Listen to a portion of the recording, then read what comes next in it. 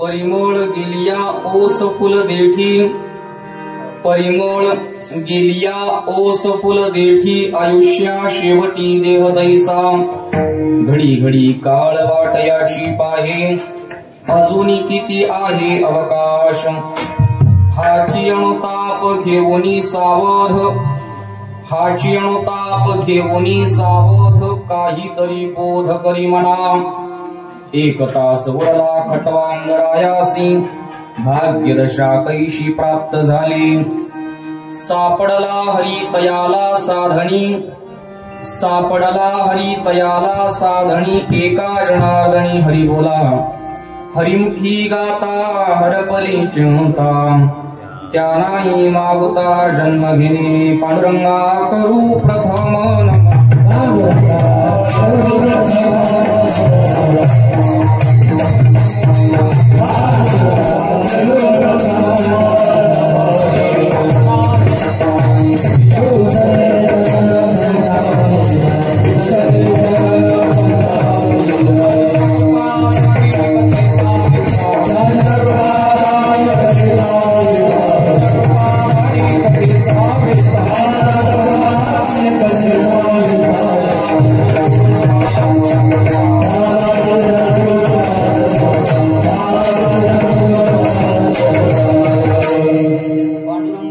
प्रथम नमन दुसरे चरणा संतांच्या, त्यांच्या कृपादाने कथेचा विस्तारू, बाबाजी सद्गुरु दास तुका, यदक्षर मनाखेयम आनंदम वशमव्ययम, श्रीमन्निवृत्तिनाथेति ख्यातम दैवतमाश्रये, कलावज्ञ जीवोद्धरार्थावतारम, कलांकांकतेजोधिकामोदिवक्त्रम, कलानीशवादापनमुदार्हदक्षम, समाधिस्थमूर्तिं भजे ज्ञानदेवम्। नमो सद्गुरु तुकया ज्ञानदीपा, नमो सद्गुरु सच्चिदानंद रूपा, नमो सद्गुरु भक्त कल्याण मूर्ती नमो सद्गुरु भास्कर पूर्ण कीर्ती संपाद्य ज्ञानञ्च विधाय भक्तिं विलोकितो येन समाधिराशः वैराग्यवन्तं सुविचारयुक्तं नमामि सुगं शिरसा ध्येयं सदा परिभवग्नमभीष्टदोहं तीर्थास्पदं शिवविरिञ्चिनुतं शरण्यं प्रत्यार्तिहं प्रणतपाल भवाब्धिपोतं वन्दे महापुरुष ते चरणारविन्दं मस्तकमासा पायावरी या वारकरी संतांच्या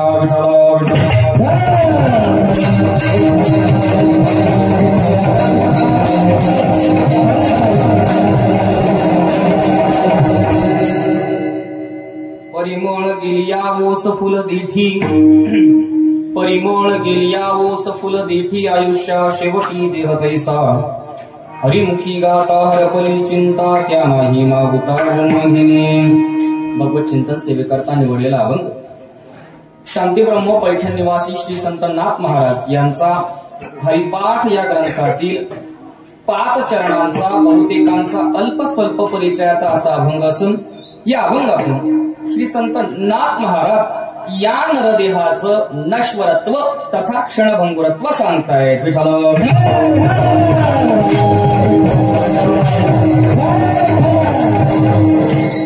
अभंगावरती यथामती यथावकाश चिंतन करण्याच्या अगोदर अल्पसा परिहार द्यायचा तो असा. आज एका नैमित्तिक कीर्तनामध्ये आपण सगळेजण उपस्थित आहोत. कैलासवासी सौभाग्यवती रखुमा आजी रखुमा आई नथू मोरकर अर्थात राजपूत रखुमा आईच्या उत्तर कार्याच्या पूर्व संध्येला आपण सगळेजण या कीर्तन सेवेमध्ये उपस्थित आहोत.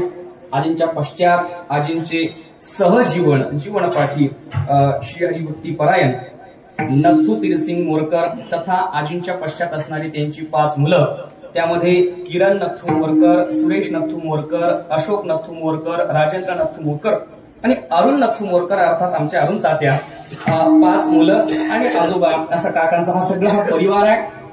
वारकरी जीवन होतं आणि या वारकरी जीवनाच्या उद्याच्या उत्तर कार्याच्या पूर्वसंध्येला आपण सगळेच जण या कीर्तन महोत्सवामध्ये उपस्थित आहोत. कीर्तन सेवेच्या दृष्टिकोनातून सगळे ज्येष्ठ श्रेष्ठ परिसरातील गुणीजन गायक वादक महाराज मंडळी या ठिकाणी उपस्थित आहेत. एकेकाचं नाव घेणं काही शक्य होणार नाही. बरं का अवधान कर्मावली प्रत्येकाचं नाव घेणं काही शक्य होणार नाही. नितेश महाराजांचं नाव घेतलं तर भूषण महाराजांना लागेल. त्याच्यामुळे नाव कोणाकोणाचं घ्यावं त्याच्यापेक्षा कोणाचंही नाव घेत नाही. सगळे वारकरी म्हणून सगळ्यांच्या चरणावरती नतमस्तक होतो आणि सेवेकडे प्रवृत्त होतो.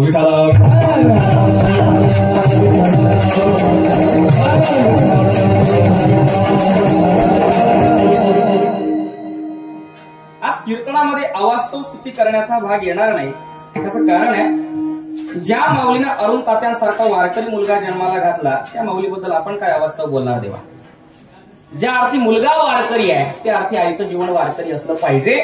वारकरी घराण्यामध्ये वारकरी संस्कार असणाऱ्या आई आपल्यातून आज 10-12 दिवसापूर्वी आपल्यातून गेल्या आहेत. आजींची आठवण आईची आठवण आपल्यामध्ये कायम राहणारच आहे त्यात तीळ मात्र शंका नाही. म्हणून ही अरुण तात्यांची कीर्ती खरं पाहायला गेलं तर तुकोबाराचं फार पुढं प्रमाण आहे. आपुलिया हिता जोसे जागता धन्य माता पिता पर्याच्या जन्मजनक भावाने तुकोबारा माता पित्यांना धन्यते देत आहेत की हिताला जागा असणारा मुलगा त्यांनी जन्माला घातला. खरं पाहायला गेलं तर सप्त्यासाठी एवढे गायकवादक उपलब्ध होत नाही.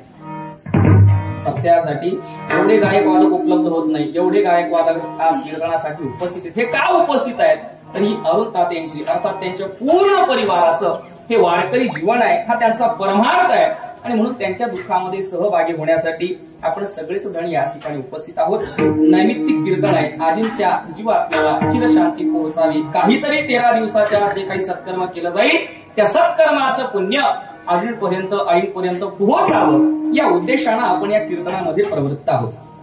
हे नैमित्तिक कीर्तन देव. खरं पाहता पहिली शंका अशी उपस्थित होते 21व्या शतकामध्ये आपण सगळेजण वावरत आहोत. जग एवढं जवळ आलं इवलेशा मोबाईल मध्ये सगळं जग आपल्याला दिसतंय. आज इथून बसल्या बसल्या लाईव्ह मॅचेस आम्ही परदेशातल्या पाहू शकतोय.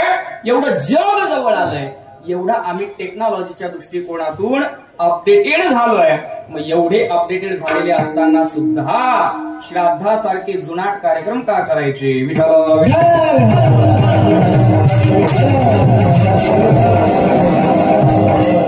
मान्य आहे देवा. तंत्र तंत्रज्ञानाच्या दृष्टिकोनातून टेक्नॉलॉजीच्या दृष्टिकोनातून आम्ही फार अपडेटेड झालो, पण तरी सुद्धा हे श्राद्धासारखे कार्यक्रम का करायचे?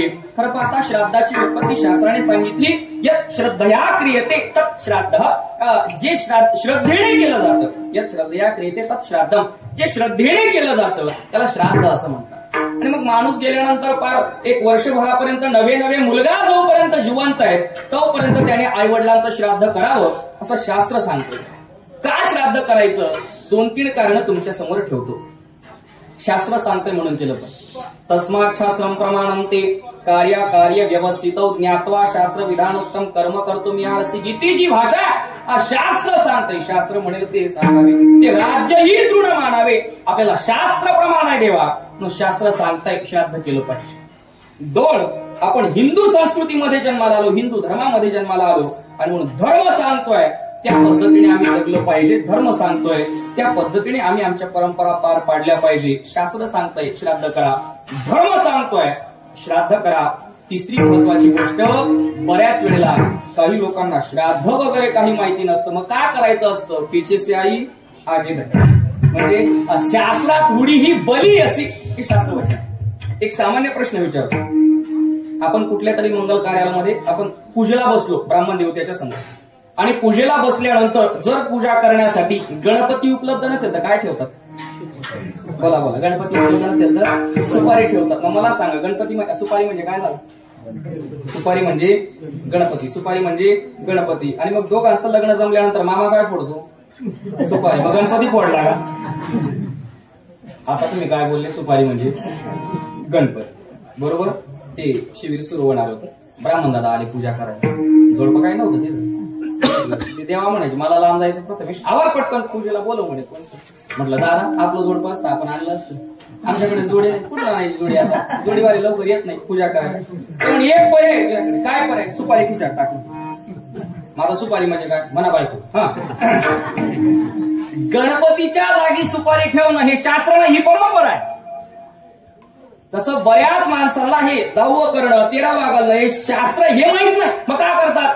मागच्यांनी केलंय म्हणून करायचं. परंपरा म्हणून या श्राद्धाकडे पाहिलं जातं. 1 शास्त्र सांग, 2 धर्म सांगतोय, 3 परंपरा म्हणून चालत आलाय श्राद्ध म्हणून केलं पाहिजे. आणि 4थी महत्वाची गोष्ट, आई वडिलांच्या प्रित्यर्थ कृतज्ञता बुद्धी अर्पण करायचे म्हणून करायचंय श्राद्ध.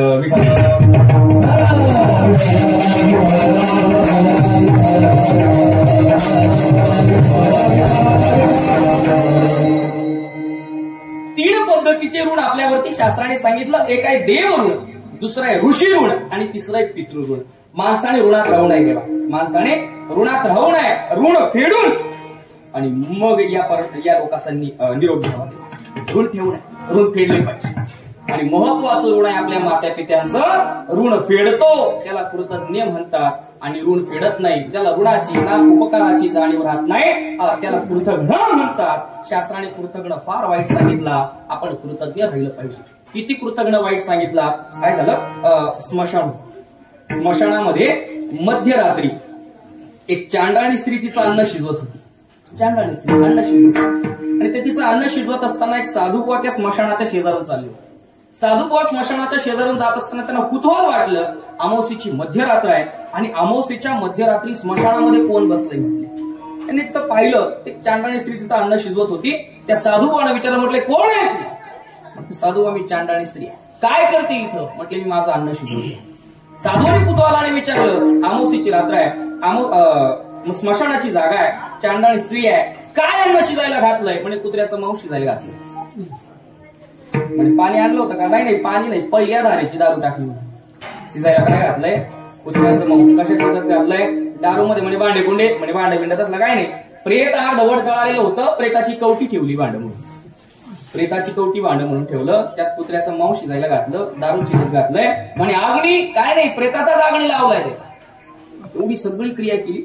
आणि हे सगळं चालू असताना त्या चांडाळी स्त्रीने आपल्या डाव्या पायाची चप्पल काढली आणि त्या भांड्यावर पालथी घातली. डाव्या पायाची चप्पल काढली, भांड्यावर पालथी घातली. साधूने विचारलं, म्हटले का ग तू तुझ्या डाव्या पायाची चप्पल त्या भांड्यावर कावर पालथी घातली? तिने साधूला उत्तर दिलं, म्हटले साधूबा, माझ्या अन्नाला कोणाची नजर लागू नये म्हणून चप्पल पालथी घातली. साधू विचार करतोय, अमावस्येची रात्र आहे, स्मशानासारखी जागा आहे, शिजवणारी अमंगल आहे, अन्न अमंगल आहे, जागा अमंगल आहे, एवढं सगळं अमंगल आहे. आणि एवढं सगळं अमंगल असताना तुझ्या अन्नाला कोणाची नजर लागणार आहे? त्या चांडाळी स्त्रीने उत्तर दिलं, कलियुगात जन्माला आला आणि आई वडिलांच्या उपकाराची ज्याला जाणीव नाही अशा कृतज्ञाची माझ्या अन्नाला नजर लागणार आहे. एवढा कृतज्ञ माणसाने कृतज्ञ असलं पाहिजे, कृतज्ञ नाही. 3 प्रकारचे ऋण मी बोलून आलो. एक आहे देव ऋण, दुसरं आहे ऋषी ऋण आणि तिसरं आहे पितृऋण.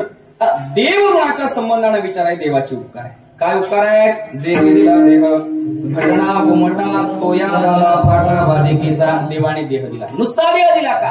नाही नाही, दिले इंद्रिय हात पाय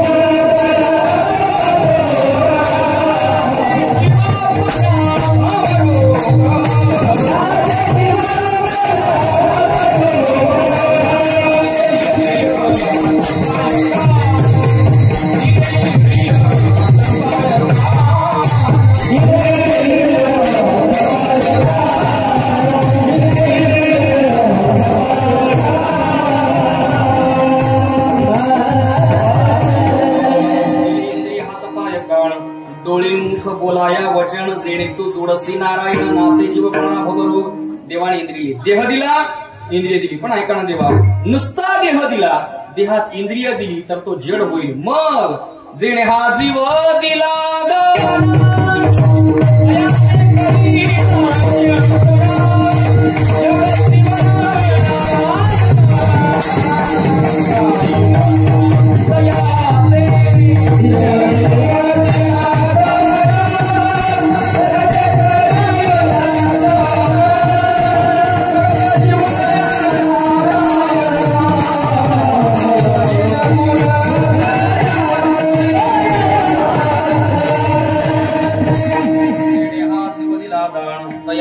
करीण चिंतन जगत जीवन नारायण.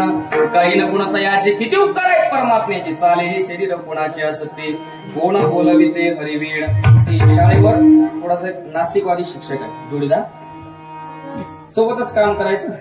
ते मला म्हटले, ते 2 शाळेत ते मला म्हटले, बरं का म्हटले जाधव सर. म्हणजे का आपण देव घेऊ तसलं काय मानत नाही. आता म्हटलं काय डोका लावायचं, एकच वाक्य सांगितलं, तुझ्या मान्यानं न मान्यानं देवाला काय फरक नाही, ना मला फरक नाही. तू मान अगर नको मानू, पण देवा त्यानं आपल्याला मानलंय, तो आपल्याला जगवतोय. वृक्षाचे ही पान, हालेजाची सत्ता, एवढे देवाचे आपल्यावरती उपकार आहे. पहिलं ऋण देव ऋण. दुसरं ऋण आहे त्याला ऋषी ऋण म्हणतात. काय आहे ऋषी ऋणाचा विचार? मजणी निरंतर जागविती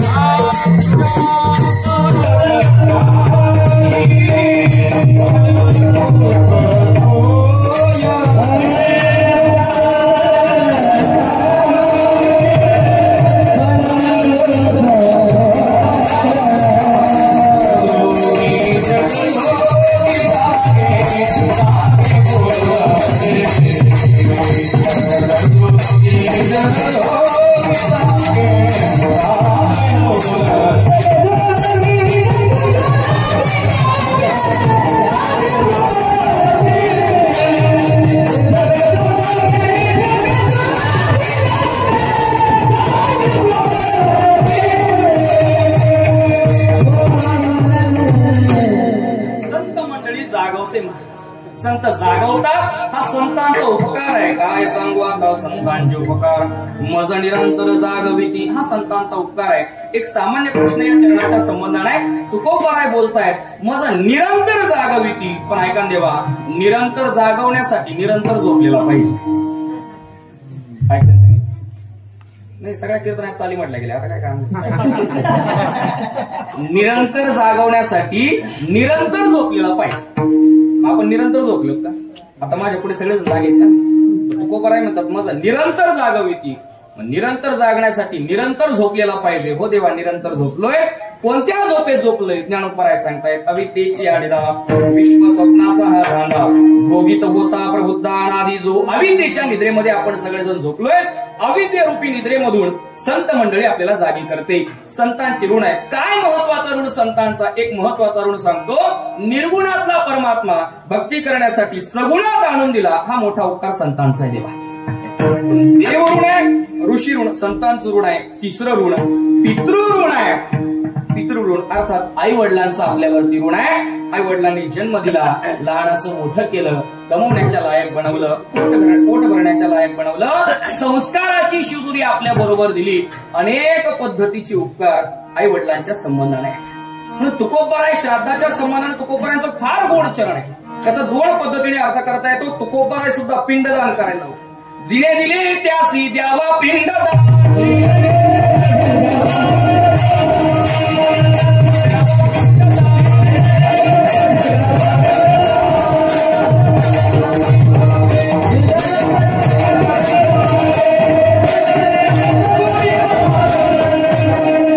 जिने दिले त्यासी द्यावा पिंडदान, उत्तीर्ण चरण धरोणी व्हावे. तुकोबाराय बोलताय, तुकोबाराय पिंडदान करायला लावतायत. पण ऐका देवा, कोणाचं? जिने दिले त्यासी द्यावा पिंडदान. दोन भाव करूया. जिनं दिलंय म्हणजे ज्यानं दिलंय, तृतीय विभक्ती करा. ज्यानं दिलंय, कोणी दिलंय? आई वडिलांनी देह दिलाय, त्यासी द्यावा पिंडदान. आणि ऐका, आई वडिलांनी देह दिलाय, पण त्या देहामध्ये जिनं नाम जगणं दिलंय, त्या परमात्म्याचं, त्यासी द्यावा पिंडदान. आता पिंड या शब्दाचे दोन अर्थ होतात. पिंड या शब्दाचा पहिला अर्थ होतो भाताचा गोळा, आणि पिंड या शब्दाचा दुसरा अर्थ होतो शरीर. आता ऐका, आई वडिलांनी देह दिलाय. आई वडिलांच्या देहासाठी भाताचा गोळा आपण श्राद्धाच्या दिवशी समर्पित करतो, बरोबर? हा एक पिंडदान झाला. आई वडिलांनी देह दिलाय त्यांच्या सेवेसाठी सकळ तीर्थाचे दुरेची एका माता पितरे तया सेवेसी कीर शरीरे लोण कीजे. आई वडिलांच्या सेवेसाठी हा देह समर्पित करा. हे पिंडदान ठीक आहे, पण मी बोलून आलो जिना दिलंय नाम ज्या परमात्म्याने दिलंय त्याचे पिंडदान म्हणजे देवाचं श्राद्ध घालायचं का? पिंड या शब्दाचा अर्थ देह घ्यायचा आणि मग तुकोबरांची भाषा आहे देह समर्पित देवा भार काही जण घ्यावा होईला घाला तुका म्हणे तुकोबरा पिंडदानाच्या संबंधाने बोलताय. महाराज मात्या पित्यांच्या सेवेमुळेच तर जगाचा बाप उभा राहिला ना देवा. पितृसेवा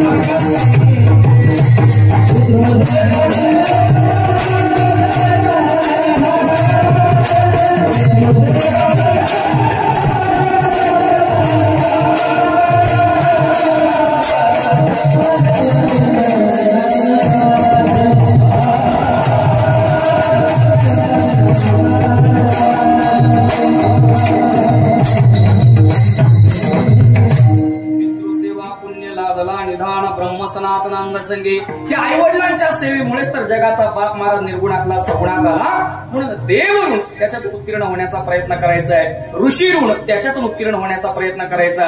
पितृऋण त्याच्यातून उत्तीर्ण होण्याचा प्रयत्न करायचा. मी जाणीवपूर्वक बोलतोय प्रयत्न करायचा. का प्रयत्न करायचा? कारण कितीही केलं तरी या ऋणातून उत्तीर्ण होता येत नाही. मग होताच येत नाही उत्तीर्ण, मग होऊच नाही का? पण त्या दिशेने प्रयत्न केला पाहिजे. आई वडिलांच्या ऋणातून उत्तीर्ण होण्याचा प्रयत्न म्हणजे श्राद्ध आहे देवा. आता श्राद्ध कुठपर्यंत करावं शास्त्र असं सांगताय. जोपर्यंत मुलगा जिवंत आहे तोपर्यंत मुलाने आई वडिलांचं श्राद्ध घातलं पाहिजे. आपण प्राथमिक अवस्थेला आपण वर्ष श्राद्धाला थांबून जातो देव, पण त्याच्यानंतर थांबू नये. दरवर्षी आई वडिलांचं पुण्यस्मरण करत जावं. ज्ञानोबांनी काही पर्वकाळ सांगितले ज्ञानेश्वरीमध्ये आणि त्यातला एक पर्वकाळ मुलासाठी सांगितला. का सोमसूर्यादी ग्रहणी एवढी करावी ती पारवणी. का माता पितर मरणे अंकित जे दिवस ज्या तिथीला आई वडिलांनी देह ठेवला ती तिथी म्हणजे मुलासाठी पर्वकाळ आहे. त्या तिथीला मुलाने काहीतरी सत्कर्म केलं पाहिजे. मग ते ज्ञानदान असो, अन्नदान असो, वस्त्रदान असो, काही का असे ना परमात्म्याचं चिंतन घडवून आणलं पाहिजे. सत्कर्म केलं पाहिजे. ज्या योगाने त्या सत्कर्माचं पुण्य माता पित्यांपर्यंत पोहोचतं. आता हे झालं हे श्राद्धाच्या संबंधाने. पण अलीकडे फार जोराने चाललंय महाराज श्राद्ध कर्माला कीर्तन प्रवचन ठेवण्याची पद्धती सुरू आहे. तुमच्याकडे एवढी प्रवचन होत नाही श्राद्धाची दहाव्याची, पण आमच्याकडे बघा नाही. कोणीही मरो, कोणी मरून कसंही मरून दहाव्याला प्रवचन असतं. माऊली खरं सांगतो मी नारदाच्या गादीवर उभा आहे. देवळा तालुक्यातला माणूस होता. माणूस घरी आला स्कूटीवर घ्यायला, गावात मोटर चालू करायला आला होता आमच्या गावात. स्कूटीवर बसवलं त्याने मला म्हटले बसा महाराज. आता सकाळच्या पर्यंत नित्याने मोबाईल झालेला कपडे असे होते. बसा म्हटलं मग बसा. बसलो तसा त्याच्या गाडीवर. म्हणजे चला प्रवचन करायचं. म्हटलं काय अडचण नाही. मला रिलायन्स पेट्रोल पंपाजवळ घेऊन गेला नाशिक रोडच्या. म्हटलं का हो देवा कुठं करायचं प्रवचन? म्हणे काय देऊ माझी आई वारली 10 वयास प्रवचन करायचंय. म्हटलं का फार आईवर प्रेम आहे तुमचं, आईच्या संबंधाने तुम्ही प्रवचन ठेवताय. त्या माणसाने मी खोटं बोलणार त्या माणसाने मला एक वाक्य सांगितलं होतं. आणि महाराज प्रेम बिम काय नाही तसलं काय नाही म्हणे प्रवचन भावना पण येतच आता कथा बसापेक्षा एक जागी बसते. अशीच भाषा आहे बरं, हीच अशीच भाषा. म्हणून आयराणीत सांगितलं पाहुणा पैयापेक्षा इकडे तिकडे बसापेक्षा एक जागी बसतील म्हणून कीर्तन प्रवचन ठेवायचं. हा आमचा उद्देश झाला. पण का ठेवायचं कीर्तन प्रवचन देवा? श्राद्ध हे एक कर्म आहे. श्राद्ध काय आहे? कर्म आहे. आणि कर्माचा विचार शास्त्राने फार सूक्ष्म सांगितला. अगदी मागे बोललो होतो जेवायला ताटाला पाणी फिरवताना किती पाणी हातात घ्यावं एवढं कर्म सूक्ष्म आहे. ते ब्राह्मण देवता सांगते डोळ्याला पाणी लावा. परत परत पूजा करताना मला बऱ्याच दिवस खटकी होती. डोळ्याला पाणी लावा काय भानगड बस. एका पुस्तकात गोड कारण वाचायला म्हणाले हितेश महाराज. त्या पुस्तकात कारण होतं म्हटले डोळ्याला पाणी लावा तसलं काय नाही. देवाची पूजा करताना आपलं मन एवढं सद्गत झालं पाहिजे, मन एवढं करून झालं पाहिजे की डोळ्यात पाणी आलं पाहिजे. आपण निष्ठुर मनाच्या आपल्या डोळ्यात पाणी येत नाही. पर्याय मागे ब्राह्मणाला सांगतो डोळ्याला पाणी लावा. आपण बावट आपण ब्राह्मणाच्या डोळ्याला पाणी लावतो. सांगायचं काय? कर्माचा विचार एवढा सूक्ष्म आहे. मग आता ऐका तुकोबारांची भाषा. कर्म धर्म नवती सांग पुण्या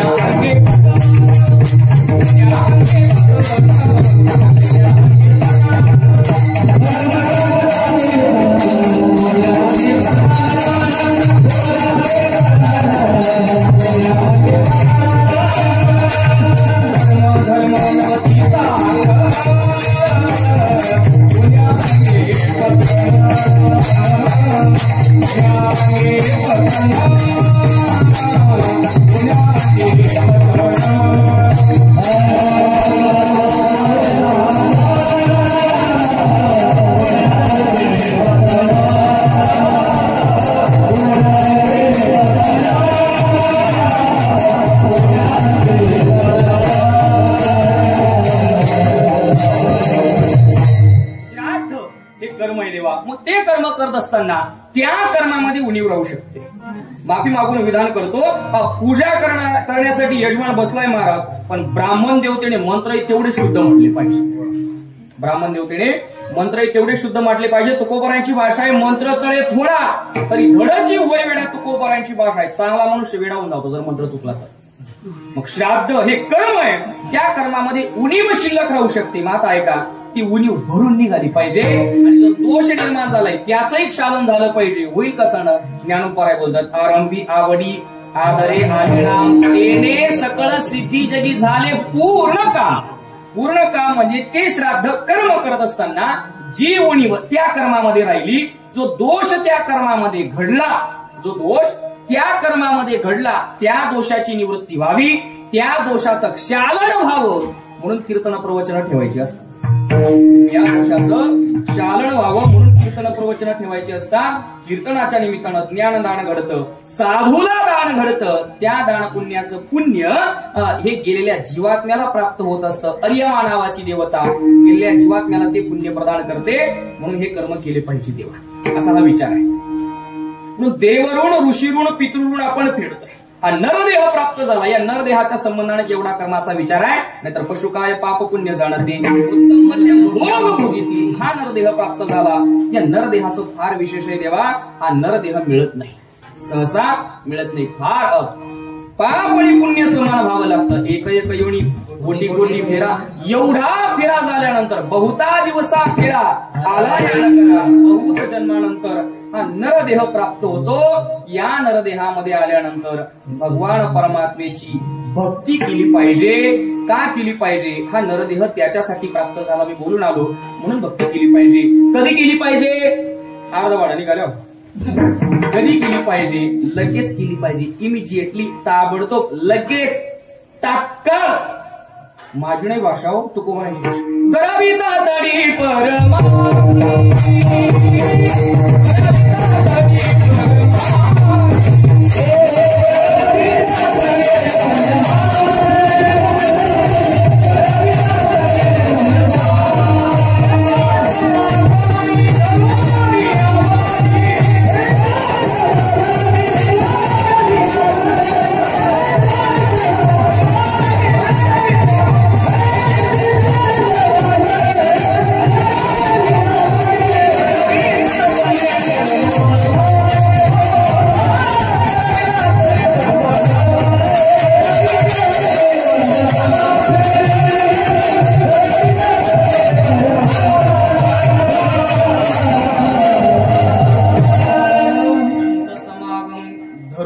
आवडी करावी तातडी परमार्थी. परमार्थामध्ये परमार्थाची तातडी केली पाहिजे. संत मंडळीचा आग्रह आहे, परमार्थ केला पाहिजे. ऐका देवा, फार जाणीवपूर्वक वाक्य बोलतो. माणसाने परमार्थाची घाई करावी पण परमार्थात घाई करू नये. माणसाने परमार्थाची घाई करावी पण परमार्थात घाई करू नये. माळ घालायला लगेच तयार व्हावं, माळ घालायला लगेच घाई करायची, पण माळ घातल्यानंतर वर्षभरात माझा बंगला झाला पाहिजे ही घाई करू नये. परमार्थाची घाई करावी, परमार्थात घाई करू नये. परमार्थ करण्यासाठी संत मंडळी 8 तास धरते. करावी तातडी परमार्थी. का हो तुकोबाराया, सगळी संत मंडळी का आग्रह करतात तुम्ही लगेच ताबडतोब हा परमार्थ करण्यासाठी? संत मंडळीने सांगितलं, बाबा तो परमार्थ करण्यासाठी, ती देवाची भक्ती करण्यासाठी जे साधन म्हणून हा देह मिळालाय ना, त्या देहाचं नश्वरत्व एवढं आहे, त्या देहाचं क्षणभंगुरत्व एवढं आहे. हा कायम टिकणारा नाही, हा नाशिवंत आहे. नाशिवंत देह हा नासकाय म्हटले म्हणून तातडी करायला लावतो. हा नासकाय म्हणून तातडी करायला लावतो देवा. या अभंगातून नाथ महाराज क्षणभंगुरत्वही सांगतात आणि नश्वरत्वही सांगतात. पैकी क्षणभंगुरत्व नाथ महाराज सांगतायत अभंगाच्या पहिल्या चरणात. परिमळ गेया ऊस फुलते, परिमळ गेया ऊस फुलते, परिमळ गेया ऊस फुलते,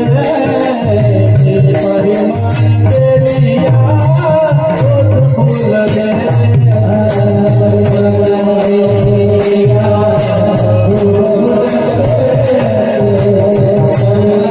Yeah.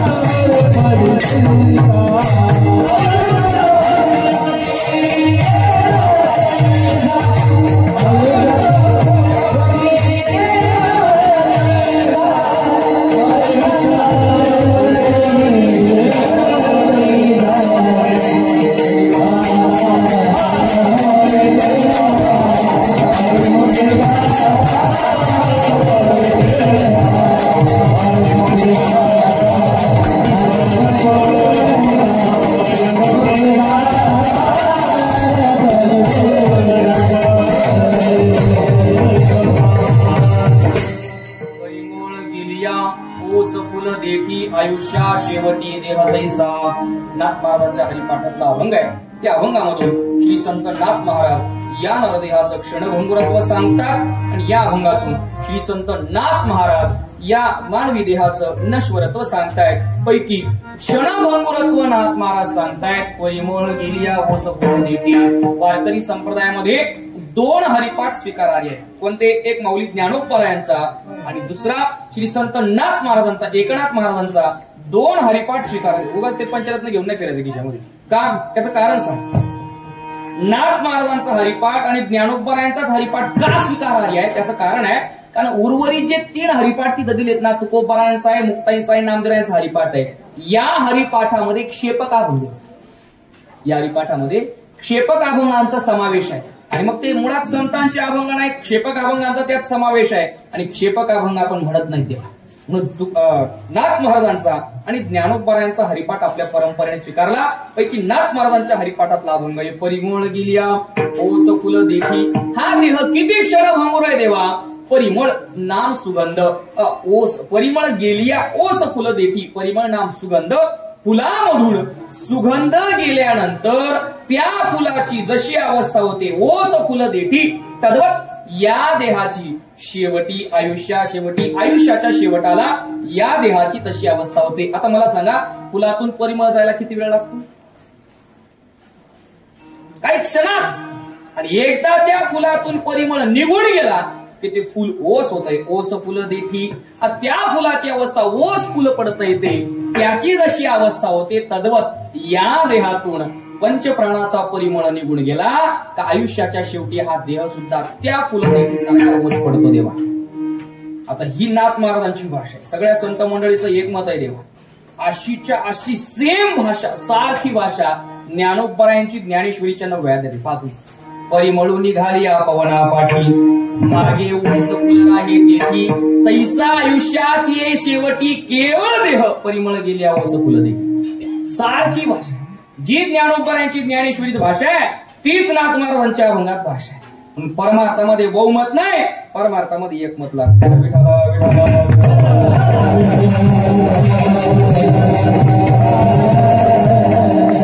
परिमळ गेलिया ओस फुल देठी. फुलातला परिमळ निघून गेल्यानंतर फुल जसं ओस पडतं तसं या देहातून परिमळ निघून गेल्यानंतर आयुष्याच्या शेवटी या देहाची अवस्था होते. मग आता या देहाच्या संबंधाने परिमळ कोणता? एक मी बोलून आलो. या देहामधलं जे चैतन्य आहे तो चैतन्य रूप परिमळ निघून गेल्यानंतर हा देह ओस होतो. आणि दोन, थोडस लौकिक अर्थाने घ्या. या देहाच्या संबंधाने जोपर्यंत धनाचा परिमळ आहे तोपर्यंत लोक जवळ आहेत. काय आहे? फुलामध्ये जोपर्यंत परिमळ आहे तोपर्यंतच फुलपाखरू म्हणा अथवा भुंगे म्हणा अथवा मधमाशा म्हणा त्या फुलाच्या जवळ येतात. एकदा फुलातला परिमळ गेला रे गेला की फुलाजवळ कोणी येत नाही. टिप हे फुलासाठी 9. फुलातला परिमळ गेल्यानंतर फुलाच्या जवळ कोणी येत नाही. तद्वत या देहातला धनाचा परिमळ, या देहातला सत्तेचा परिमळ, या देहातला कलेचा परिमळ गेला का या देहाचा कोणी जवळ येत नाही. तेव्हा गुरुवाऱ्यांच्या मुखातून उदाहरण ऐकलं होतं, प्रातस्मरणे जगन्नाथांना पोहा. आवाज खराब झाला, वाचा गेली, वाणी गेली. आणि असं असताना अण्णा राऊत बाबांचे कीर्तन ऐकण्यासाठी घासवाले धर्मशाळेमध्ये बसलेले होते. गुरुवाऱ्यांच्या मुखातून ऐकला हा प्रसंग. अफाट गर्दी राऊत बाबांच्या कीर्तनाला. राऊत बाबांचं कीर्तन झाल्यानंतर राऊत बाबा अण्णांचं दर्शन घेण्यासाठी आले. आणि अण्णांचं दर्शन घेतल्यानंतर राऊत बाबांना गुरुवारी अण्णा असं म्हणाले, वा जसा सांभाळा का. एक काळ होता म्हटले माझ्या समोर माशांसारखी माणसं होती आणि आता फक्त माशा. एक काळ होता म्हटले माझ्या पुढे माशांसारखी माणसं कीर्तन ऐकायला बसत होती आणि आज फक्त माशा आहेत. लोकांनी अण्णांवर नाही हो, अण्णांच्या वाणीवरती प्रेम. आज तुम्हाला आदराने बोलवलं, तुम्हाला आदराने बोलवलं किंवा तुम्ही आदराने आले. दैवयोगाने म्हणतो मी, प्रारब्ध म्हणतो. जर आपल्या साधनाला, जर आपल्या हाताला जर उद्या इजा झाली, लोक आपल्याला विचारणार, असं म्हणणार नाही महाराज नुसतं येऊन तर बसा पाकिट देतो आम्ही तुम्हाला, असं म्हणणार नाही. का नाही म्हणणार. कलेचा परिमळ गेला देव, कलेचा परिमळ गेला, सत्तेचा परिमळ, कलेचा परिमळ, पैशाचा परिमळ जोपर्यंत आहे तोपर्यंत लोक जवळ येतात. परिमळ गेलिया ओस फुल देती आयुष्या शेवटी देह तैसा. हे झालं त्याचं नश्वरत्व. आणि क्षणभंगुरत्व किती आहे दुसऱ्या चरणामध्ये. गणे गणे काला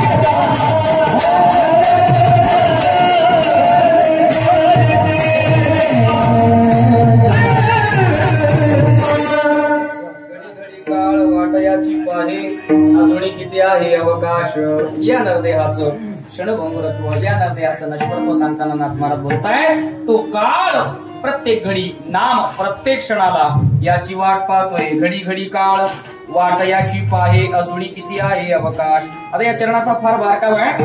वाट पाहणारा चालत नसतो देवा, वाट पाहणारा एका जागी उभा असतो. आपण काय म्हणतो त्याला मरण आलं, त्याला मरण नाही आलं, तो मरणापर्यंत गेला का. नाथ महाराजांची भाषा आहे घडी घडी काळ वाट याची पाहे.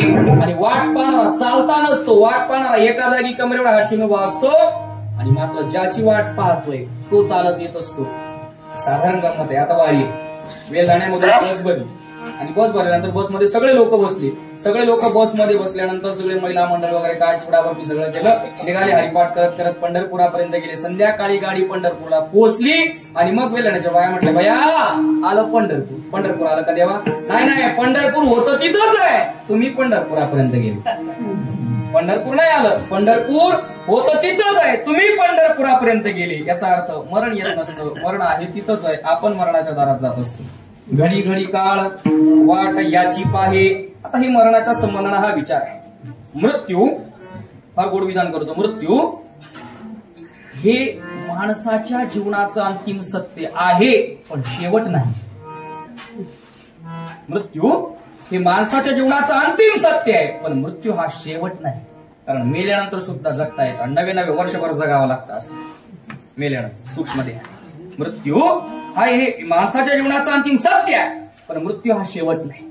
देवा बाकीच्या संस्कृतीचं मला माहित नाही पण जगातली एकमेव भारतीय संस्कृती अशी आहे की जी संस्कृती जगावं कसं हे तर शिकवतेच पण मरावं कसं हेही शिकवते. एकमेव भारतीय संस्कृती.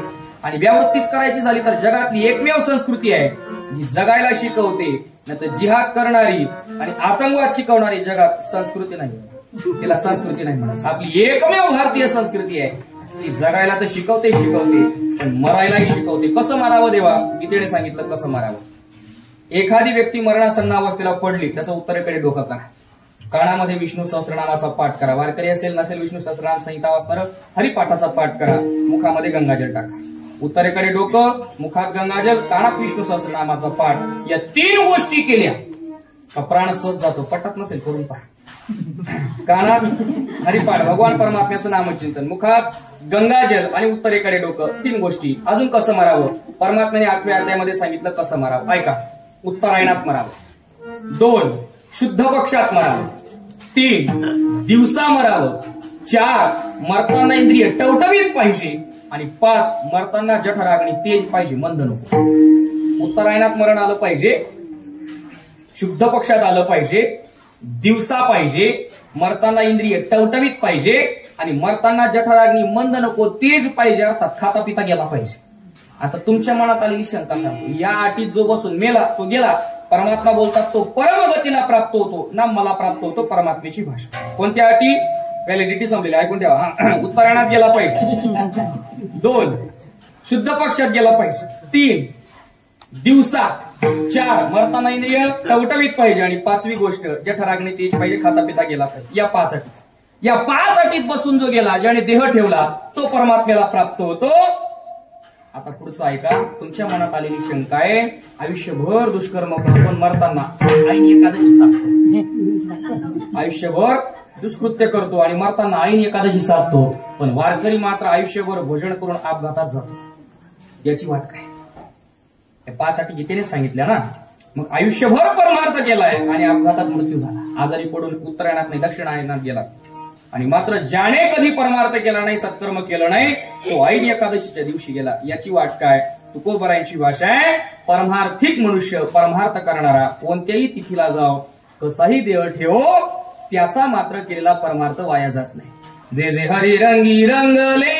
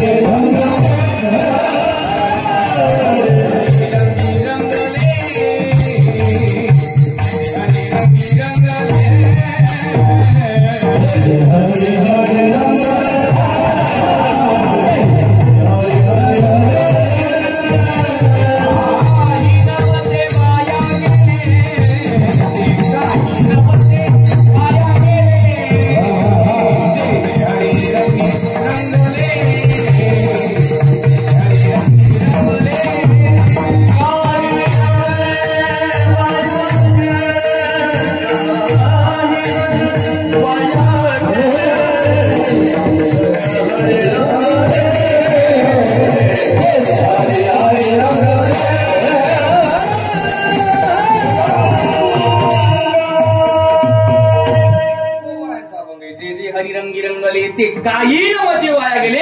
अभंगाची सुरुवात फार गोड आहे.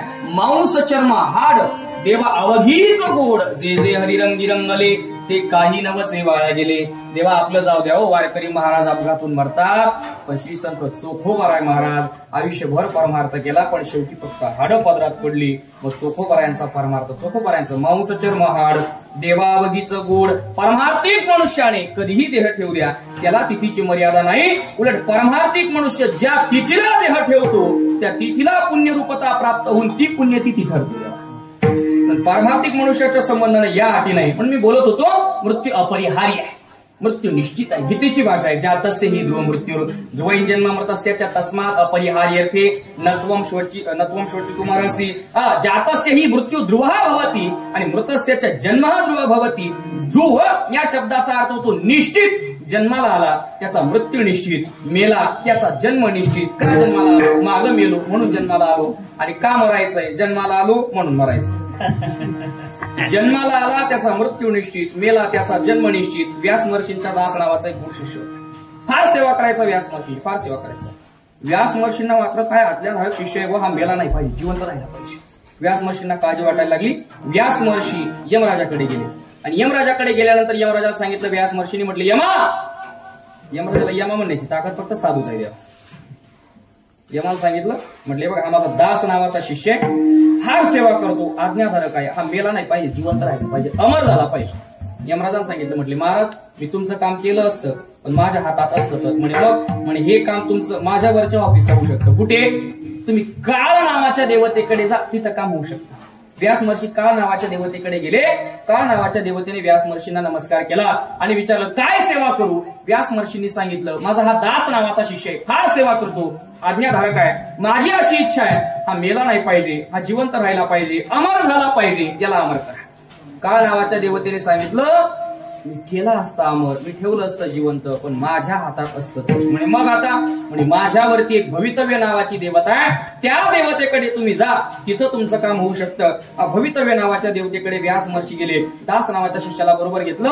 पुढे भवितव्य नावाच्या देवतेचं दालन आहे. व्यास महर्षींनी दास नावाच्या शिष्याला पायरीवरती उभं केलं. व्यास महर्षी आतमध्ये गेले. भवितव्य नावाच्या देवतेने व्यास महर्षींना नमस्कार केला. विचारलं मुनी काय सेवा करू? म्हटले माझा दास नावाचा शिष्य आहे, फार सेवा करतो, फार आज्ञाधारक आहे, इच्छा एवढीच आहे तो जिवंत राहिला पाहिजे, मेला नाही पाहिजे. भवितव्य नावाच्या देवतेने उत्तर दिलं. म्हटले महाराज मी तुमचा शिष्य जिवंत ठेवला असता जर तो जिवंत राहिला असता. मी तुमचा शिष्य जिवंत ठेवला असता, अमर केला असता, पण तो जर जिवंत राहिला असता. म्हणे काय झालं काही नाही, तुम्ही त्याला अमर करायला आणलं पण त्याचं मरण माझ्या पायरीवरती लिहिलं होतं, त्याने देह ठेवला. गेला कशासाठी? अमर करण्यासाठी. आणि गेले कुठे? मरणापर्यंत चालत. हीच भाषा देवा. उपजल्या पिंड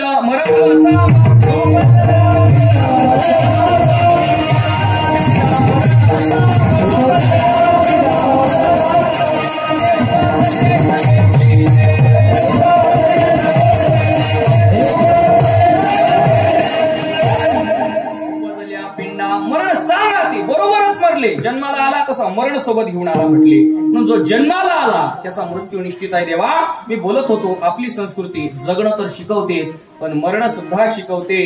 देवा आपली अंतयात्रा सुद्धा मरणाचं स्वरूप शिकवते. आपली अंतयात्रा, आपल्या संस्कृतीची अंतयात्रा सुद्धा मरण शिकवते. बघा तुम्ही अंतयात्रेला गेल्यानंतर 3 प्रमुख गोष्टी करतो. काय? प्रेताला खांदा देतो. 2 त्याच्या अंगावरती काय फेकतो? मुरमुरे आणि पैसे. खांदा देतो, मुरमुरे आणि पैसे फेकतो. मला सांगा पैसे फेकत असताना 500-500च्या नोटा फेकतो का नाही? तुम्ही जागे आहेत का? पैसे फेकताना किती फेकतो? पहिलं नाणं फेकतो आणि मुरमुरे अंगावरती फेकतो, खांदा देतो. वा त्या माणसाला, त्या वृद्ध व्यक्तीला जिवंतपणी कोणी रस्ता ओलांडायला मदत करत नाही, पण तो गेल्यावर काय देतात? खांदा. त्याला जिवंतपणी कोणी रस्ता ओलांडायला मदत करत नाही, पण गेल्यावर काय देतात? खांदा. बरं माझं असं म्हणणं आहे मुरमुरे आणि पैसे फेकायचेच आहेत ना, द्यायचेच आहेत ना मुरमुरे पैसे. मग प्रेत खाली ठेवावं, त्याच्या पायावर समर्पित करावे मुरमुरे पैसे. पण असं करतो का? नाही. फेकतो का? नाही. आता ऐका, खांदा देणं मानाचं प्रतीक आहे, मुरमुरे अन्नाचं प्रतीक आहे आणि फेकतो ती पैसे धनाचं प्रतीक आहे. तू खूप बराय बोलताय. जे प्रारब्धात होतं त्याच्यासाठी दावला धन. अन्नमान धन येतो प्रारब्धाधीन. पुढे फार गोड प्रतीक आहे. ते प्रेत आपण ठेवतो चितेवर, त्याच्यानंतर पाणी देणारा प्रदक्षिणा करतो. पाणी देणारा काय करतो? प्रदक्षिणा करतो. प्रेताला प्रदक्षिणा केल्यानंतर तो मडकं फोडतो. आता ही मडकं फोडण्याची तुकोबारांची भाषा आहे. फिरविला घट, फोडीला चरणी आणि महावाक्य ध्वनी बोंब झाली. घट फिरवणं, घट फोडणं आणि महावाक्याची बोंब होणं. काय कार्यकारण भाव लक्षात येत नाही. इथं घट या शब्दाचा एक अर्थ करायचा देह. आणि आता ऐका, मडकं फोडण्यातून मरण शिकवते संस्कृती. मला ते सांगायचं. वेदांताची प्रक्रिया आहे. मडकं हातात घ्या, रिकामं मडकं. ते रिकाम्या मडक्यामध्ये काय आहे? आकाश. आकाश कशाला म्हणतात? निर्वात दिसणारी पोकळी, त्याला म्हणायचं आकाश. रिकामं मडकं द्या, रिकाम्या मडक्यामध्ये आकाश दिसतंय. मडक्यातलं एक आकाश, त्याला वेदांत शास्त्राने घटाकाश असं नाव दिलं. आणि बाहेर जे आहे त्याला म्हणतात महादाकाश किंवा महाकाश. मडक्यातलं एक आकाश आणि बाहेरचं एक आकाश. आकाश किती झाले? मडक्यातलं एक आकाश आणि बाहेरचं एक आकाश. आकाश किती झाले? पाच घेऊ का? बोला ना. मडक्यातलं एक आकाश आणि बाहेरचं एक आकाश. आकाश किती झाले? दोन झाले आकाश. बरोबर. मडक्यातलं एक आकाश आणि बाहेरचं एक आकाश. आकाश किती झाले? दोन झाले. मग दोन झालेले आकाश एक करायचं असेल काय केलं पाहिजे? दोन झालेले आकाश एक करायचं असेल काय केलं पाहिजे? मडकं फोडलं पाहिजे. मडकं फोडलं का दोन झालेले आकाश एक होतं. अजून सोपं सांगू, फुगा घ्या तुम्ही. फुगा फुगवा. फुग्यातली एक हवा आणि बाहेरची एक हवा. हवा किती झाल्या? असं फुग्यातली एक हवा आणि बाहेरची एक हवा किती झाल्या? दोन. मग दोन झालेल्या हवा एक करायची असेल काय केलं पाहिजे? फुगा फोडला पाहिजे. दोन झालेल्या हवा एक करायचं असेल काय केलं पाहिजे? फुगा फोडला पाहिजे. दोन झालेले आकाश एक करायचं असेल काय केलं पाहिजे? मडकं फोडलं पाहिजे. देवा आता ऐका, हा जीव आणि तो शिव वेगळा नाही. एक हरी आत्मा जीव शिव समा म्हणजे सारखंच आहे. जीवातही तेवढाच आहे, शिवातही तेवढाच आहे. तो हरी परमात्मा आत्मा जीवातही तेवढाच आहे, शिवातही तेवढाच आहे. आता ऐका, मडक्यातलं एक आकाश, बाहेरचं एक आकाश. आकाश मडकं फोडल्यावर एक झालं तर आकाश एकच होतं. मडकं फोडल्यावर एक झालं का एकच होतं? एकच. फुग्यातली हवा आणि बाहेरची हवा, दोन हवांची फुगा फोडल्यावर एक हवा झाली. मग हवा एक झाली का मुळातच एकच होती? मुळातच एकच होती. आता ऐका देवा, हा जीव आणि तो शिव वेगळा नाही हो, हा मुळातच एक आहे. तुका म्हणे कैशी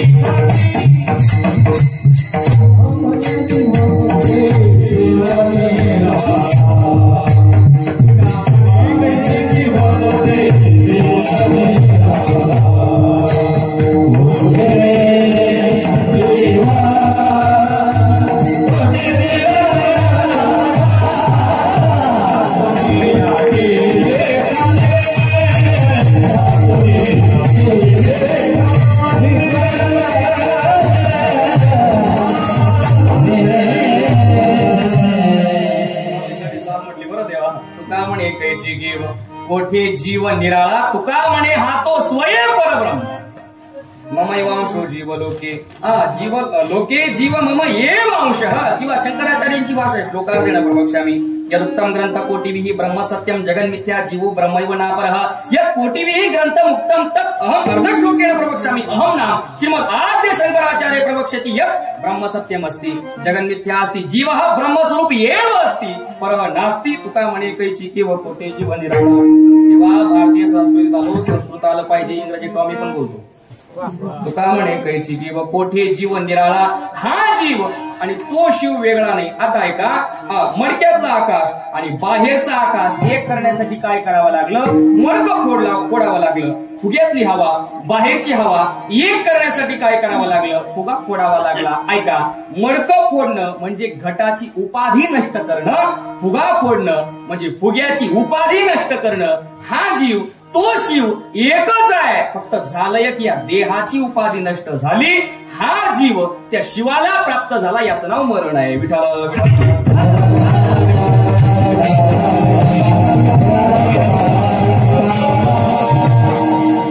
एक गुजराती लेखक आहेत हिराबाई ठक्कर नावाचे, त्यांचं एक पुस्तक आहे मृत्यूणू महात्म्य, त्याचं मराठी ट्रान्सलेशन उपलब्ध आहे, मृत्यूचे महात्म्य म्हणून. त्यांनी फार गोड लिहिलंय, म्हटले मृत्यू वाईट नाही देवा, मृत्यू वाईट नाही. का वाईट नाही? मृत्यू हा परमात्म्याची विभूती आहे. 10व्या अध्यायामध्ये परमात्म्याची भाषा आहे. मृत्यू सर्वहरष्टः उद्भवष्ट भविष्यताम कीर्ती शिर्वाच्च नारीनाम स्मृतिर्मेधा दुती क्षमा मृत्यू सर्वहरष्टः. मी मृत्यूला म्हटले. आणि त्याच परमात्म्याच्या 11व्या अध्यायामध्ये भाषा आहे कालोस्मी लोके अहम कालह अस्मी. मी काळ आहे, तो परमात्मा बोलतोय मी मृत्यू आहे. मग मृत्यू काळ जर तो परमात्मा आहे, मग त्याला प्राप्त होण्यासाठी भीती कुठली? मृत्यू आणि परमात्मा वेगळा नाही. मृत्यू म्हणजे परमात्मा आहे, काळ म्हणजे परमात्मा आहे. ऐका देवा, त्या लेखकाचं म्हणणं असं आहे, मृत्यू हा परमात्म्याशी महामिलनाचा प्रसंग आहे. मृत्यू हा परमात्म्याशी महामिलनाचा प्रसंग आहे. त्याने त्या पुस्तकामध्ये मृत्यूचे फायदे सांगितले. पुस्तकात काय सांगितलं? मृत्यूचे फायदे. एकच फायदा सांगतो, मृत्यूचा फायदा, मृत्यू राजा आणि रंकातला भेद नष्ट करतो. सगळीकडे आता 2-2 सुविधा झाल्या, मिडल क्लास साठी एक आणि व्हीआयपी लोकांसाठी एक. जेवायला मिडल क्लास लोकांचा ढाबा आणि व्हीआयपी लोकांची 5 स्टार. दर्शन बारी साध्या वारकऱ्यांसाठी साधी दर्शन बारी, व्हीआयपी लोकांसाठी दर्शन पासेस. बरोबर? असं आहे का नाही? माझं आहे का? मिडल क्लास लोकांची स्मशानभूमी वेगळी आणि व्हीआयपी लोकांची स्मशानभूमी वेगळी. असं घडतं? नाही नाही, स्मशान एकच आहे देवा. मृत्यू राजा आणि रंकातला भेद नष्ट. 5-7 कोटीचा मालक मेला तरी मुठभर राखच आहे, आणि फुटपाथवरचा भिकारी मेला तरी मुठभर राखच आहे. मृत्यू राजा आणि रंकातला भेद नष्ट करतो. दुसरा फायदा त्यांनी असा फायदा दिला, मृत्यू पाप संपवतो म्हटले. माझा एक प्रांजळ मताने प्रश्न आहे, तुम्ही प्रांजळ मताने उत्तर द्यावं. एखादा फार दुराचारी मग तो सुधारला पाहिजे का मेला पाहिजे? बोला सुधारला पाहिजे. दुराचारी तो सुधारला पाहिजे का मेला पाहिजे? तो सुधरेल बरा का मरेल बरा? प्रांजळ मत सांगा. मी प्रांजळ मत सांगू, मग तुम्ही त्याचीच तर वाट पाहत आहे ना. मी प्रांजळ मत सांगतो, मरेल बरा. दुर्योधनासारखा आहे एखादा, तो सुधारणार आहे का? नाही. त्याचं पाप संपणार आहे का? नाही. मरेल बरा म्हणजे पाप संपत. आता आहे का म्हटलो मरेल बरा? कारण तो दुष्कर्म करणारा दुराचारी, तो जरी माळकरी झाला तरी एका सप्त्याची 2 सप्ते करण्याची दाट शक्यता असते, त्याच्यापेक्षा मरेल बरा. पाप संपतो, मृत्यू पाप संपवतो, मला हे सांगायचं. चला पुढे.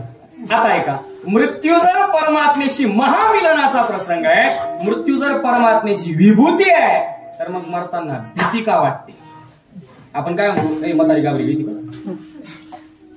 शेवटी अंतसमयाला मरणासन्न अवस्थेत अंतरून धरलेलं असतं, त्याला काय म्हणतो, तो घाबरून गेला तर पाहून यावं लागेल, भेटून यावं लागेल. मरताना भीती का बरं वाटते? आता आहे का, मरणाचे आपल्यावरती अनेक जन्माचे संस्कार आहेत. मागं मेलो म्हणून जन्माला आलो ना, आणि किती जन्म झाला पेरा आपण बोलून आलो, कितीतरी योनींमध्ये फिरलो, प्रत्येक वेळेला मेलो म्हणून जन्माला आलो. मरणाचे जर आपल्यावरती वारंवार संस्कार आहेत, मग तरी सुद्धा मरणाची भीती का वाटते? मागच्या सोमवारी काय भाजी खाल्ली? रविवारी नाही, सोमवारी काय भाजी खाल्ली? तेव्हा मागच्या सोमवारची खाल्लेली भाजी आठवत नाही, तेव्हा मागच्या जन्माचा मृत्यू कुठे आठवला आहे? विस्मृतीचा पडदा आड आहे, म्हणून मागच्या जन्माचे मरणाचे संस्कार आठवत नाही. का भीती वाटते? ऐका, 2-3 कारण सांगतो, फार महत्वाचं विधान करतो. माणसाला मरणाची भीती नाही. ऐका बरं, माणसाला मरणाची भीती नाही, मी मेल्यानंतर मला केलेल्या कर्माचा जाब द्यायचा याची भीती. माणसाला मृत्यूची भीती नाही, पण मी मेल्यानंतर मला केलेल्या कर्माचा जाब कोणाला द्यायचंय, उत्तर द्यायचंय, म्हणून भीती आहे. दुसरी गोष्ट, का मरणाची भीती आहे?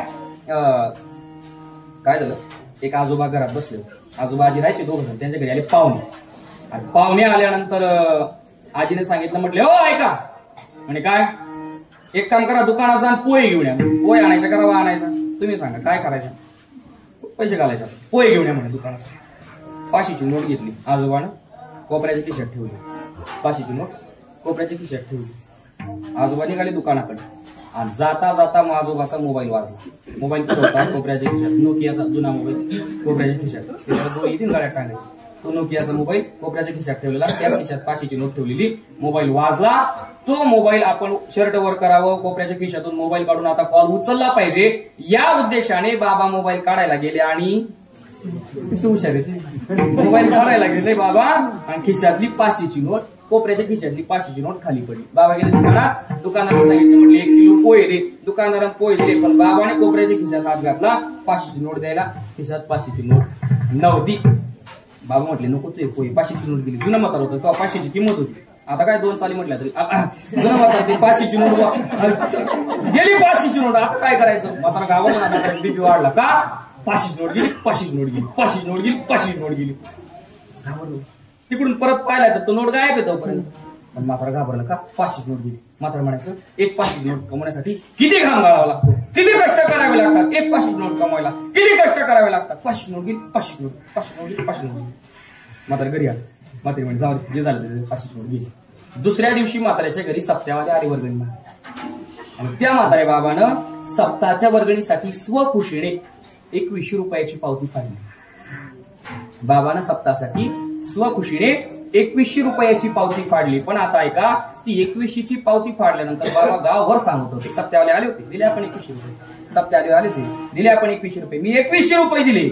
हे बाबा पुन्हा पुन्हा आनंदाने सांगत होते. मला सांगा, एकीकडे 500 गेले, एकीकडे 2100 गेले, तोटा कोणता जास्त झाला? 2100चा जास्त तोटा आहे. पण 500 गेल्यानंतर बाबाचा बीपी वाढला आणि 2100 गेल्यानंतर मात्र बाबा आनंदाने गावभर सांगत फिरतायत. तोटा 2100चा जास्त आहे. आता ऐका, 500ची नोट गेली याचं दुःख नाही, नोट न सांगता गेली याचं दुःख. 500ची नोट गेली याचं दुःख नाही, नोट न सांगता गेली याचं दुःख आहे. देवा, मृत्यू येणारच आहे, पण तो सांगून येत नाही ना, म्हणून भीती वाटते. मृत्यू येणारच आहे, पण तो सांगून येत नाही म्हणून भीती वाटते. दुसरं कारण सांगतो, एक 500ची नोट गेली तर बीपी वाढला, आयुष्यभरच कमावलेलं सगळं एका क्षणात सोडून जावं लागतं, म्हणून जीव घाबरतो मागताना, म्हणून भीती वाटते, म्हणून भीती वाटते. आता ऐका, मग मेल्यानंतर का रडतो बरं आपण? आता ऐका, मेल्यानंतर प्रेम नाही रडवत, मेल्यानंतर स्वार्थ रडवतो. देवा, तुम्ही उदाहरण ऐकलं असेल, एक श्रीमंत माणूस, प्रचंड श्रीमंत, श्रीमंतीचा मास 22 लाख गॅलरीमध्ये न्यूजपेपर वाचायचा, पैशाचा मास आता पेपर वाचायचा. पेपरमध्ये बातमी छापून आली होती, अमुक अमुक घाटामध्ये ट्रिपसाठी जाणाऱ्या लोकांची बस कोसळली, 7 जणांचा मृत्यू झाला, अशी बातमी होती. तुम्ही ऐकले होता, 7 जणांचा मृत्यू झाला. बातमी वाचली, हसायला लागलो, गेले म्हणे, काय जायची गरज नव्हती, तर पडले तर मेले म्हणे. हसायला लागला, 7 जण मेले, काय जायची गरज नव्हती, हसायचा तो. चहाचा कप हातात घेतला, पेपर वाचायचा, चहाचा गोड घ्यायचा, हसायचा, बातमी वाचायचा, चहाचा गोड घ्यायचा, हसायचा. त्या पेपरमध्ये 7 जणांची नावं छापून आली होती. जे गेलेत ना, ते 7 जणांची नावं छापून आली होती. एकाचं नाव वाचायचा, हसायचा, गेला म्हणे, आपण काय गरज नव्हती जायची, गेला म्हणे, संपला म्हणे, बार कमी झाला म्हणे, असं म्हणत हसायचा. चहाचा गोड घ्यायचा, नाव वाचायचा, हसायचा. पहिल्याचं नाव वाचलं, चहाचा गोड घेतला, हसला. दुसऱ्याचं नाव वाचलं, चहाचा गोड घेतला, हसला. तिसरं नाव त्याचं जावयाचं निघालं, आता हसलं. माझा सामान्य प्रश्न असा आहे, पहिले दोघं जे गेले ते पण जावाई होतेच ना कोणाचे तरी, मग त्यांचं नाव वाचून हसत होता आणि हा जावाई मेला तर हा दुःख करतोय, हसत नाही. जावाई मेला याचं दुःख नाही, वाक्य जाणीवपूर्वक काय का बरं, जावाई मेला याचं दुःख नाही, माझा जावाई मेला याचं दुःख. दुःख जावाई गेल्याचं नाही, दुःख जावयाने नाही दिलं, दुःख माझा शब्दाने दिलं. याला मम अध्यास म्हटलं जातं वेदांताच्या भाषेमध्ये. प्रेम रडवत नाही, मी अर्थात माझं, अर्थात स्वार्थ मोहरडवतो. देवा, मोहरडवतो. म्हणून मृत्यू अपरिहार्य आहे, मृत्यूला घाबरू नाही द्या. मृत्यूची 3 प्रकार शास्त्राने सांगितले. एक आहे नित्य मृत्यू, दुसरा आहे नैमित्तिक मृत्यू आणि तिसरा आहे महामृत्यू. नित्य मृत्यू, रोजचं मरण, काय झोपेतून उठणं, झोप नित्य प्रलय आहे.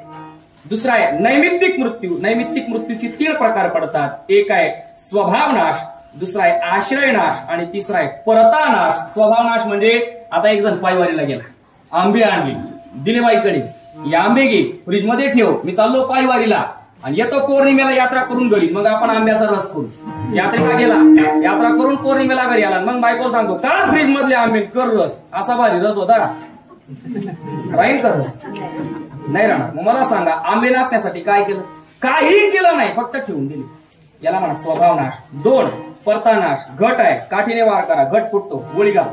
अपडेटेड उदाहरण, गोळी घाला, मेला, याला म्हणा परतानाश. आणि तिसरा आहे आश्रयनाश.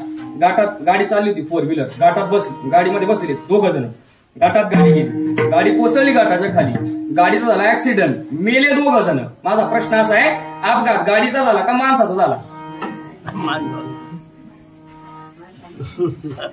बोला, 10 मिनिट राहिला, सगळं गुंडाळायचं आता.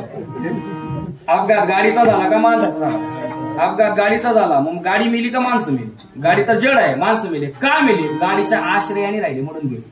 याला ज्ञानोपराय उदाहरण देतात. पडून या गेली भिंती, चित्राची केवळ होय माती. भिंतीवरती चित्र काढून भिंत पाडून टाका, चित्र पुसायची गरज येत नाही. देवा स्वभाव नाश, ऍक्सिडेंट होऊन नाही, फाशी घेऊन नाही, पण निदान मत राहून का होईना माणूस मरतो, याला म्हणा स्वभाव नाश.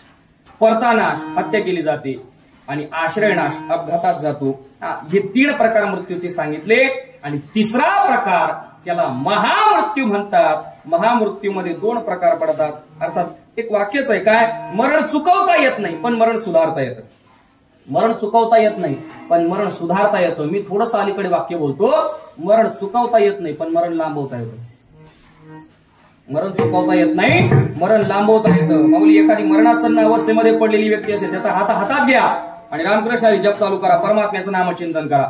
जोपर्यंत तुम्ही परमात्म्याचं नामचिंतन करत आहात तोपर्यंत त्याचा देह जाणार. तुम्ही हात सोडला, नामचिंतन बंद झालं का मग देह जातो. त्याचा मृत्यू जरी निश्चित असला, म्हणून मृत्यू चुकवता येत नाही, मृत्यू लांबवता येतो. मृत्यू लांबवता येतो. आता ऐका, मृत्यू चुकवता येत नाही पण मृत्यू सुधारता येतो. याला म्हणा महामृत्यू सुधारणं. म्हणजे कसा सुधारायचा? 1, मरताना परमात्म्याचं नामचिंतन करायचं, आणि 2, मरणाच्या आधी मरायचं.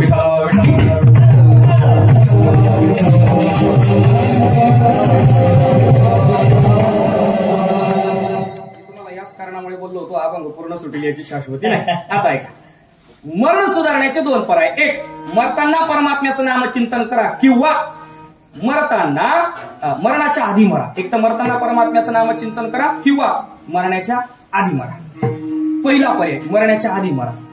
तुकोबरांची भाषा आहे, मरणाआधी राहिलो मरुडी, मरण माझे मरुडी गेले, मरणा हाती सुटली काया. हयात असताना तुकोबरांची भाषा आहे, झाला प्रेतरूप शरीराचा भाव, आणि लक्ष याला ठाव स्मशानीचा. स्मशान शब्दाचा अर्थ करायचा स्वरूप तुकोबराय बोलतायत. झाला प्रेतरूप शरीराचा भाव, हयात असताना शरीराचा भाव प्रेतरूप झाला म्हणतायत. मरणाच्या आधी मरण म्हणजे काय? सोपं करून सांगतो, प्रेत पडलेला आहे, प्रेतासमोर तुम्ही 500च्या नोटांचा किती बंडल ठेवा, प्रेत उठून पाहणार नाही.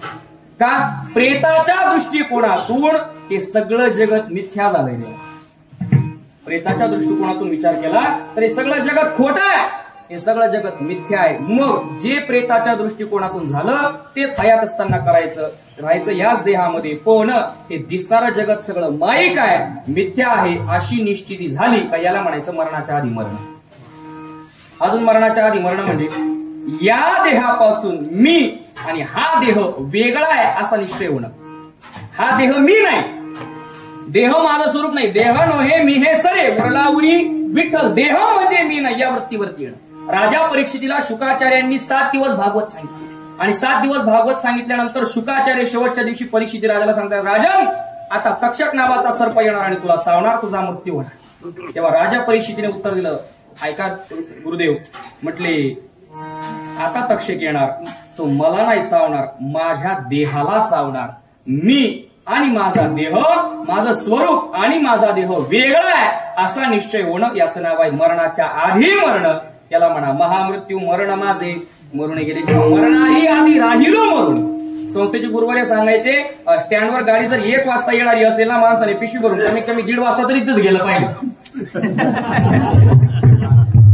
चुकीचं बोललो का?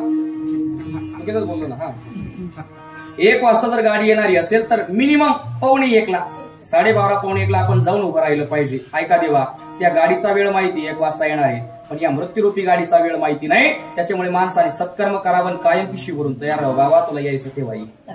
याला म्हणायचं महामृत्यू. आणि शेवटची गोष्ट, मृत्यूच्या वेळेला परमात्म्याचं नामचिंतन येणं. याचं स्वरूप नाथ महाराज सांगतात, हाची अनुताप घेवणी सावध काहीतरी बोध करी म्हणा. अनुतापाचं लक्षण चिरंजीव पदामध्ये नाथ महाराज बोलतायत, त्या अनुतापाचे कैसे रूप आणि नित्य मरण जाणे समीप. कायम मरण जवळ जाणणं याला म्हणा अनुताप. एक वाक्य सांगतो, मरणाची आठवण माणसाचं जीवन समृद्ध करत असते देवा. मृत्यूची आठवण माणसाचं जीवन समृद्ध करत असते. हाची अनुताप घेऊन सावध. काय अनुताप? घडी घडी काळ वाटयाची पाहे. प्रत्येक क्षणाला तो मृत्यू आपल्याला ग्रासणार आहे. आयुष्य खातो काळ सावधान, ग्रासगिळी सत्ता नाही हाती, माशी पाक पाकडे तव हे सरे, हातो लिया नाही तेरा घास. देवा एवढं नशीब आहे, एवढं क्षण भंगूर आहे. हा निश्चय होणं, हा अनुताप. हाची अनुताप घेऊन सावध. काहीतरी बोध करी म्हणा. कोणी केलाय का बोध? हो केलाय. कोणी? एकता सवरला खटवांग रायासी भाग्यदशा कैशी प्राप्त झाली. सूर्यवंशामध्ये खटवांग नावाचा राजा होऊन गेला. देव आणि दानवांचं युद्ध झालं. देवांच्या बाजूने लढला, दानवांना परास्त केलं. इंद्रदेव प्रसन्न झाले. इंद्रदेव प्रसन्न झाल्यानंतर इंद्राने विचारलं, म्हटले सांग खटवांगा, प्रसन्न आहे मी तुझ्यावर, काय मागायचं मागून घे. खटवांग नावाच्या राजाने इंद्राला सांगितलं, म्हटले बाकी काय नको, माझं मरण कधी ते सांगा. आणि मग खटवांग नावाच्या राजाला इंद्राने सांगितलं, म्हटले पुढच्या 1 तासामध्ये तुझं मरण आहे. खटवांग नावाचा राजा सावध झाला. 1 तास वरला खटवांग रायासी भाग्यदशा कैशी प्राप्त झाली. 1 तासात मरण येणार आहे, पण 1 तासात तो परमगतीला प्राप्त झाला. तो खटवांग नावाचा राजा जसा परमगतीला प्राप्त झाला, तसं आपल्याला जर व्हायचं असेल, का खटवांग नावाचा राजा परमगतीला प्राप्त झाला? कारण सापडला हरी तयाला. नाम खटवांग नावाच्या राजाला सापडला हरी तयाला साधणी एका जनार्दनी हरी बोला. त्याला साधन म्हणून परमात्मा सापडला, त्याचा मृत्यू तो परमगतीला प्राप्त झाला. तसं आपल्यालाही परमगतीला प्राप्त व्हायचं असेल, आपल्यालाही मृत्यू जर सुधारायचं असेल, तर एका जनार्दनी हरी बोला. आणि हरी बोलल्याने काय होईल? हरिमुखी गाता हरपरी चिंता, त्या नाही होता जन्म घेणे. गोड राजेंद्र राजे गोड वाक्य सांगत असतात, हम सिर्फ हरि का चिंतन करें, हमें सिर्फ हरि का चिंतन करना चाहिए. यदि हम हरि का चिंतन करते हैं तो हरि हमारी चिंता करता है. यदि हम हरि का चिंतन करते तो हरि हमारी चिंता करता है. तुकोबरायांचं वचन आहे, नको चिंता करू वस्त्रा या पोटाची, माऊली आमची पांडुरंग. आपण एकदा परमार्थाला लागलो की आपण संसाराची चिंता करायची नाही. मग आपल्या संसाराची चिंता, भुक्तीचीही आणि मुक्तीची. नारायण हरी, नारायण हरी, भुक्ती मुक्तीचारी घरी त्यांच्या. भक्ती आणि मुक्ती एका जागेवर नसते सहज. भुक्ती मुक्तीचारी घरी त्यांच्या. भुक्ती नाम पोटाची चिंता आणि मुक्ती नाम परलोकाची चिंता तो परमात्मा करतो. मग आम्ही काय केलं पाहिजे? अनन्यास चिंतयन्तो माम ये जना परिउपासते तेषां नित्याभियुक्तानां योगक्षेमं वहाम्यहम्. हरिमुखी गाता हरपली चिंता, या नाही मागुता जन्म घेणे. विठोबा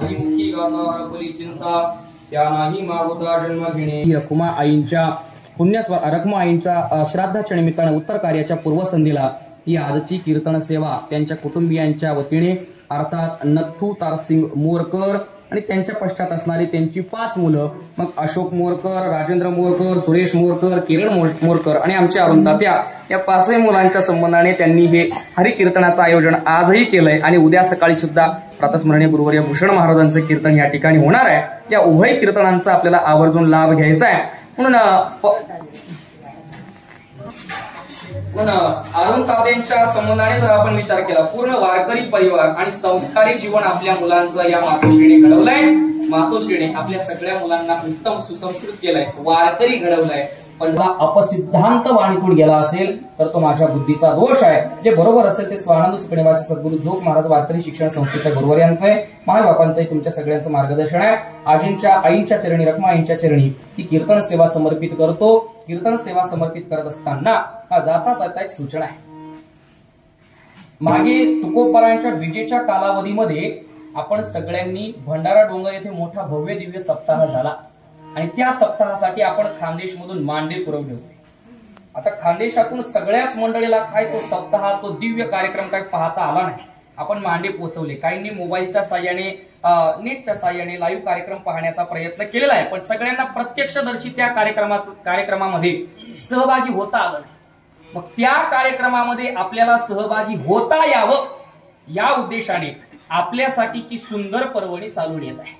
अर्थात जगद्गुरुशी तुकोबरायांचा 375वा सदेह वैकुंठ गमन सोहळा, संतश्रेष्ठ भक्त शिरोमणी नामदेव महाराजांचा 675वा संजीवन समाधी सोहळा आणि माऊली ज्ञानोबरायांचा 750वा जन्म सोहळा, अवतार सोहळा या ठिकाणी आपल्या खानदेशमध्ये प्रातस्मरणीय गुरुवर्य ज्ञानेश्वर माऊली कदम अर्थात छोटे माऊली यांच्या नियोजनातून भरणारा डोंगर समिती, तुकोबरायांच्या मंदिराची समिती, ज्ञानोबरायांच्या मंदिराची समिती, नामदेव यांच्या मंदिराची समिती या सगळ्या समितीच्या प्रयत्नातून मार्गदर्शनाने आणि गुरुवर्य छोटे माऊलींच्या मार्गदर्शनाने प्रयत्नातून हा सप्ताह, हे दिव्य नियोजन, ही भक्तीची पर्वणी आपल्या खानदेश प्रदेशामध्ये, खानदेश प्रांतामध्ये पुढच्या काही दिवसामध्ये संपन्न होणार आहे. म्हणून पुनश्च एकदा आता ऐका, एक नियम आहे. काय आहे? घरी पाहुणा आला का त्याचं आतिथ्य चांगलं झालं पाहिजे. आपण दूर आतिथ्य करण्यासाठी इथून मांडे पाठवले का नाही, मग आता तर पाहुणे आपल्या घराला येणार आहे. आता तुकोबराय, नामदेवराय, ज्ञानोबराय आपल्या घराला येणार आहेत. मग तुकोबराय, नामदेवराय, ज्ञानोबराय, महाराष्ट्रातली सगळी दिव्य मंडळी, मोठे मोठे कीर्तनकार, महाराज ज्या कीर्तनकारांच्या आपल्याला तारखा मिळत नाही ते सगळे कीर्तनकार प्रत्यक्षदर्शी ऐकायला मिळणार आहेत. हे भाग्य ही पर्वणी खानदेशला प्राप्त होणार आहे. आणि एक विशेष सांगतो, या पर्वणीचा एकच फायदा करून घ्यायचा. काय फायदा करून घ्यायचा? कीर्तन कसं असतं, हरिपाठ कसा असतो, काकडा कसा असतो, गाथा भजन कसं असतं, याला कीर्तन म्हणतात. आणि तिथं विनेकरी नाचत नाही बरं का. हे सगळं शुद्ध परंपरा ज्याला म्हणतात ना, शुद्ध परंपरा. मग कीर्तनाची परंपरा कशी आहे, नंतर विनेकरी कसा असावा, कीर्तनाची परंपरा, हरिपाठाची परंपरा, काकडीची परंपरा, गाथा भजन कसं असतं, संत चरित्र किती गोड असतं, वारकरी राहतात कसे, वारकऱ्यांची आचारसंहिता काय, कीर्तनातल्या चाली कशा असाव्यात, कीर्तनात प्रमाण कशी असावी, कीर्तनातला मृदंग कसा असावा, या सगळ्या गोष्टींचा ओहापोह, या सगळ्या गोष्टींचं प्रत्यक्ष दर्शन त्या कार्यक्रमामध्ये, त्या सोहळ्यामध्ये आपल्याला घडणार आहे. पण पुन्हा एकदा तयार राहा. आपण दूरवर त्यांचं आतिथ्य केलंय. आता पुढच्या काही दिवसामध्ये आपल्या घरामध्ये ती पाहुणी येणार आहेत. म्हणून या कार्यक्रमाच्या दृष्टिकोनातून आपली मनाचीही तयारी ठेवा आणि लौकिकाचीही तयारी ठेवा. दोन्ही गोष्टींच्या माध्यमातून आपल्याला या कार्यक्रमासाठी सहकार्य करायचंय. एवढीच सूचना संत मांदियाळीच्या वतीने मी तुमच्यापर्यंत पोहोचवण्याचा प्रयत्न करतो. असो, झालेली सेवा माऊली ज्ञानोबरायांच्या चरणी, तुकोबराय, नामदेवरायांच्या चरणी, रखमा यांच्या चरणी समर्पित करतो. बोलत असताना एखादा अपसिद्धांत गेला असेल, वाणीचा दोष समजून माझं मला परत करा. जे बरोबर असेल ते गुरुवर्यांचं समजून त्याचा स्वीकार करा. आदरणीय अरुण तात्यांच्या माध्यमातून इथपर्यंत येण्याचा योग आला. खरं पाहता मला नंतर कळालं आपल्या मातोशी येत असं. मी फक्त म्हटलं गावातलं कोणीतरी देहावसान झालंय म्हणून अरुण तात्यांनी फोन केलाय. पण नंतर मला माऊलींच्या माध्यमातून कळलं की तात्यांच्या मातोश्री होत्या आणि मग तात्यांच्या मातोश्रींची सेवा करणं म्हणजे माझ्या मातोश्रींची सेवा करण्यासारखं काही देवा. त्यांची आई काय आणि माझी आई काय. पण एक वारकरी जीवन आणि वारकऱ्याची सेवा करण्यामध्ये आनंद आहे. चाटा तरी माराव्या लागत नाही. मग तिकडे कसाही मेला चांगलंच म्हणायची पाळी होती, नदीत गेल्यावर तरी चांगलं म्हणावं असं नियम आहे का नाही. चांगलं जीवन होतं असं तसं म्हणायची वेळ येते. पण आज खऱ्या अर्थाने एका दिव्य जीवनाची सेवा करण्याचा योग प्राप्त झाला. आईंच्या चरणी सेवा समर्पित करतो. 5 मिनिटं वाढीव झाले जरा, त्याबद्दल दिलगिरी व्यक्त करतो. अभंग पूर्ण सुटला नाही त्याबद्दलही दिलगिरी व्यक्त करतो आणि सेवेला पूर्ण विराम देतो.